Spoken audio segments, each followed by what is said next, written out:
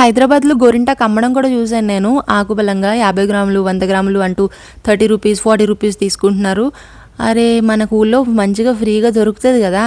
So ఇది మా mummy చూసి ఇంకా మొన్న ఊరు వెళ్ళినప్పుడు తీసుకొచ్చారనమాట హైదరాబాద్కి, కొంచెం ఆకు కోసుకొచ్చి ఇంకా మా మమ్మీ అయితే పెట్టేసుకున్నారు అండ్ నాకు ఇచ్చారనమాట పెట్టుకోమని. అయితే మా వాడు చూడకుండా వాడిని ఏదో మైమర్పించి నేను ఇంకా రూమ్లోకి వచ్చి తల్లి వేసుకుని మరీ పెట్టుకుంటున్నాను. ఆ తర్వాత ఆబ్వియస్లీ వాడికి చూపిస్తే వాడు ఏంటో అనుకున్నాడు, ఇంకా ముట్టుకోలేదనమాట దాన్ని. నన్ను అడిగితే హాయిగా కోన్లు గీన్లు కన్నా గోరింటాగే హ్యాపీగా ఉంటుంది. చక్కగా పెట్టుకోగానే చేతిలో చల్లదనం అనిపిస్తుంది, మంచిగా ట్రెడిషనల్గా ఉంటుంది అనమాట. అయితే నాకు ఆ కోన్ డిజైన్స్ ఎందుకు నాకు అంత అనిపించదు, అట్లా పెట్టుకుని ఉండబుద్ధి కాదు కూడా.